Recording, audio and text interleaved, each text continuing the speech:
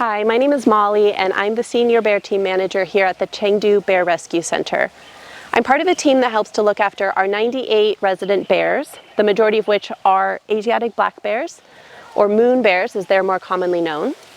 And today I'm going to share some information about how we manage chronic pain to hopefully provide some insight into the challenges we face, especially considering that bears are wild animals, and how we overcome some of those hurdles.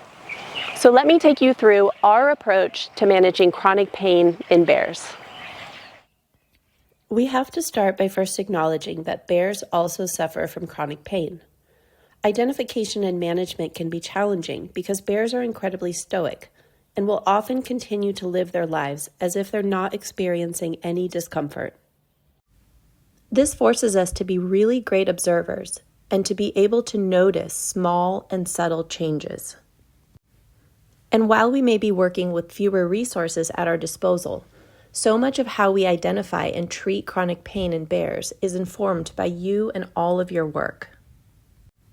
There are so many translations in terms of how chronic pain is managed. And perhaps sharing what we've learned, both in terms of identification and treatment, can allow us to give back to this important community. Because the truth is, regardless of the species, we all have something to learn from one another, and bears under human care desperately need our help. For example, approximately 87% of the bears here at the sanctuary have ongoing mobility problems that could be a source of chronic pain, and all of these bears have some degree of osteoarthritis. This is due to a variety of reasons, such as being raised in highly artificial environments with exposure to hard flooring from a young age. Complicating this can be a lack of proper nutrition and reduced behavioral variety due to barren and physically limiting environments. As everyone knows, osteoarthritis is a progressive disease that often affects multiple joints, and bears living under human care can live well over 30 years. This means they're at risk of suffering for a long time, making considerations for long-term management of chronic pain even more important. So how do we know when they're uncomfortable, and what do we do about it? As opposed to acute pain, which can be easier to identify, chronic pain is challenging to detect from behavior alone. This is especially true of our resident bears that have physical and mental limitations. Because the bears are constantly challenging our detection skills, we can't rely on the standard linear method of identify, diagnose, and manage when it comes to treating chronic pain. Instead, we have to use a non-linear approach that relies heavily on ongoing assessment and reassessment from more than just a physical health perspective. This builds the foundation of the multimodal approach we take to managing chronic pain in bears. Similar to the biopsychosocial model used in human medicine, our approach considers well-being the result of interplay between physical, mental, and behavioral factors. If we break this down further, you can see the wide variety of subcategories we consider, each of which is viewed in conjunction with everything else. Everything here plays a role in both the detection of chronic pain and its management. However, it should be noted that medicinal pain management is a central component of this approach, and it's worth mentioning that this is always a priority, because unmanaged pain can have damaging consequences in all of these areas. And a large percentage of behavioral issues we see in the bears, in addition to other animals, stems from pain that has not been properly addressed. In fact, when dealing with behavioral challenges, understanding the degree to which pain may be involved is always one of our first steps.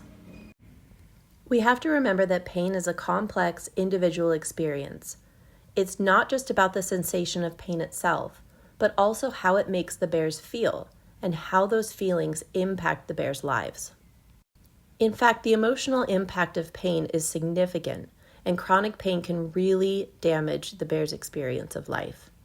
This includes increased frustration and other negative emotions, a pessimistic outlook, mood disorders, and a general lack of pleasure and joy.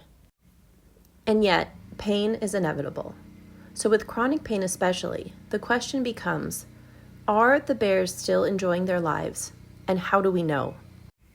Following Hannah's own canine arthritis management, the first step is to identify. For us, this goes beyond pain recognition. It also means knowing how bears express emotions and what different behavior and body language represents, so we can have a better idea of how they are feeling knowing chronic pain is present. We need to understand the progression of the disease and what that means in terms of our current and future attempts to treat it. This includes understanding what behaviors we do and don't want to see, so we can know when a bear is doing something that signals they are uncomfortable and unhappy. And importantly, we must understand that each bear is an individual with their own personality and history that is going to inform their particular response to chronic pain. Finally, we always monitor the bears closely, both after an intervention has been applied and as a part of our daily routine. Our caregivers, behavior managers, and vets are incredibly skilled at picking up even subtle changes in things like behavior, demeanor, and mobility, all of which could serve as indicators that chronic pain is not being effectively managed. Something special about our facility is the relationship between the veterinary and behavior management teams. We found that working together is essential to ensuring that all elements of our approach to chronic pain management are being considered. The information we share comes from a variety of sources, which help us to track each bear's condition over time. This is critical when dealing with chronic pain, especially for degenerative conditions like osteoarthritis. We compare their current behavior to that of the past, and we're especially interested in behavioral indicators of negative emotions that might be associated with pain. This can include aggression, frustration, fear, avoidance, hiding, or a general lack of engagement. All of this helps us to know when adjustments need to be made to the bear's internal and external environment or routine to better support their current state. It also helps us to determine clear endpoints to prevent suffering as much as possible. And critically, we must consider the role we play in the bear's lives. Are the decisions we make really what the bear needs? Is the bear being put into a situation in which they will be unhappy just so we can protect their physical health? Are our treatment options causing more distress? The good news is that the bears will always tell us the answers to these questions through their behavior. We just have to make sure we're listening to them and making changes that ensure their happiness as they battle chronic pain. As you can see, identifying and managing chronic pain in bears is a complex process. And while there are some differences compared to companion animals, the principles really do remain the same. Maintaining high standards of welfare is our highest priority, and I hope our approach has demonstrated that.